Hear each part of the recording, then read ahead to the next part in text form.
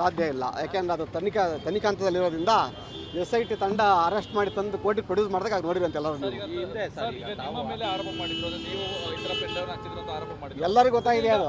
SIT ಅಧಿಕಾರಿಗಳು ನಿಮ್ಮನ್ನು ಕರೆದು ಎನ್ಕ್ವೈರಿ ಮಾಡಿದ್ರೆ ನಿಮ್ಮ ಹತ್ರ ಏನು ದಾಖಲೆಗಳನ್ನ ಆಯ್ತಲ್ಲ, ಅದಕ್ಕೆ ಬೇಕಾದ ದಾಖಲೆ ಕೊಟ್ಟಾಯ್ತಲ್ಲ ನಿನ್ನೆ ಅದು. ಈಗ ಕಾರ್ತಿಕ್ ವಿಡಿಯೋ ಹಚ್ಚಿದ್ದಾನೆ ಅನ್ನೋದಾದ್ರೆ ಕಾರ್ತಿಕ್ ಮೇಲೆ ಎಲ್ಲಾದ್ರೂ ಒಂದು FIR ಕಂಪ್ಲೇಂಟ್ ಆಗ್ಬೇಕಲ್ಲ. ಕೇವಲ ಪ್ರಜ್ವಲ್ ಮಾತ್ರ, ಕಾರ್ತಿಕ್ ಮೇಲೆ ಎಲ್ಲೂ ಯಾರು FIR ಮಾಡಿಸಿಲ್ಲ. ಅದು ಮಾಡ್ತಾರೆ ಸರಿ.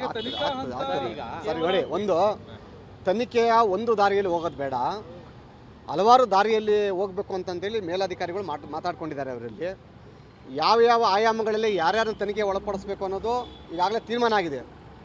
ಹಾಗಾಗಿ ಯಾರ್ಯಾರು ಇದರಲ್ಲಿ ತಪ್ಪಿತಸ್ಥರಿದ್ದಾರೆ ಅಲ್ಲಿ ಯಾರು ಕೂಡ ಈ ಒಂದು ಈ ಕೃತ್ಯದಿಂದ ಬಚಾವಕ್ಕೆ ಸಾಧ್ಯ ಇಲ್ಲ. ಅದರಲ್ಲಿ ಎರಡನೇ ಮಾತಿಲ್ಲ. ಅಲ್ಲಿ ಕಾರ್ತಿಕ್ ಆಗಿರ್ಬೋದು, ಅವ್ರ ಅಪ್ಪ ಆಗಿರ್ಬೋದು, ಮೇಲೆ ದೇವರಾಗಿದ್ರು ಕೂಡ ತಪ್ಪು ಮಾಡಿದ್ದು ತಪ್ಪೇ ಅದು.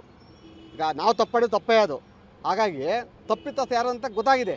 ಈಗಾಗಲೇ SIT ತಂಡಕ್ಕೆ ಗೊತ್ತಾಗಿದೆ. ಅಲ್ಲಿ ತಪ್ಪಿತಸ್ಥನ ಕ್ರಮಬದ್ಧವಾಗಿ ಕಾನೂನು ನಿಯಮಾನುಸಾರ ಯಾರ್ಯಾರನ್ನ ಯಾವ ಥರ ಬಂಧಿಸ್ಬೇಕಂತ ಬಂಧಿಸ್ತಾರೆ. ಅಲ್ಲಿ ಅದು ನಾವೇ ಯಾಕೆ ಕೇಳೋಣ ಅಲ್ಲಿ ಅದು. ಅದಕ್ಕೆ HD ರೇವಣ್ಣ ಪ್ರಜ್ವಲ್ ಅವರ ಮಾಜಿ ಕಾರು ಚಾಲಕ ಕಾರ್ತಿಕ್ ಮೇಲೆ ಆರೋಪವನ್ನು ಮಾಡಿದ ಬಳಿಕ ಕುಮಾರಸ್ವಾಮಿ ಕೂಡ ಪ್ರತಿಕ್ರಿಯೆ ಕೊಟ್ಟಿದ್ರು. ಆತ ಮಲೇಷ್ಯಾಗೆ ಹೋಗಿದ್ದಾನೆ ಅಂತೇಳಿ.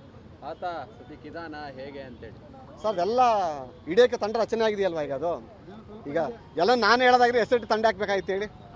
ಸೊ ಹಾಗಾಗಿ ಅತಿ ಶೀಘ್ರದಲ್ಲಿ ವಿತಿನ್ 1 ವೀಕ್ ಒಳಗಡೆ ಎಲ್ಲ ಹೊರಗೆ ಬರ್ತದೆ. ನಿಮ್ಮ ಜೊತೆ ಇನ್ನು ಯಾರಾದ್ರೂ ಸಂತ್ರಸ್ತರು ಯಾರಾದ್ರೂ ಸಂಪರ್ಕದಲ್ಲಿ ಇದ್ದಾರೆ ನಿಮ್ಮ ಜೊತೆ? ದೂರು ಕೊಡ್ತೀವಿ ಅಂತ ಯಾರಾದ್ರೂ ಮುಂದೆ ಬರ್ತಿದ್ದಾರೆ? ಅಲ್ಲ ನೋಡಿ,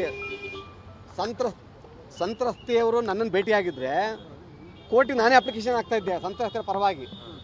ಈಗಾಗಲೇ ಸಂತ್ರಸ್ತೆಯವರು ಹಲವಾರು ಜನ SIT ತಂಡದ ಜೊತೆ ಸಂಪರ್ಕದಲ್ಲಿದ್ದಾರೆ ಅಂತ ಮಾಹಿತಿ ಇದೆ. ಅಲ್ಲಿ ಈಗ ಅವರು ಪ್ರೊಸೀಜರ್ ಮಾಡ್ತಾರೆ. ಅಲ್ಲಿ ಕೋರ್ಟಿಗೆ ಸಂತ್ರಸ್ತೆಯರು ಬಂದು ಅಪಿಯರ್ ಆದರೆ ನಾನು ನನ್ನ ವಕಾಲತ್ತನ್ನು ಪ್ರೊಡ್ಯೂಸ್ ಮಾಡ್ತೀನಿ. ಅಲ್ಲಿ ನನ್ನ ಹತ್ರ ಏನು ಮೆಟೀರಿಯಲ್ಸ್ ಇದೆ ಅದನ್ನು ಕೋರ್ಟಿನ ಪ್ರೊಡ್ಯೂಸ್ ಮಾಡ್ತೀನಿ. ಆಗ ಅದು ಬೈಂಡಿಂಗ್ ಆಗ್ತದೆ. ಅದು ಫಸ್ಟು ಸಂತ್ರಸ್ತ ಮಹಿಳೆಯರು ಕೋರ್ಟಿಗೆ ಬರಬೇಕು. ಅವರು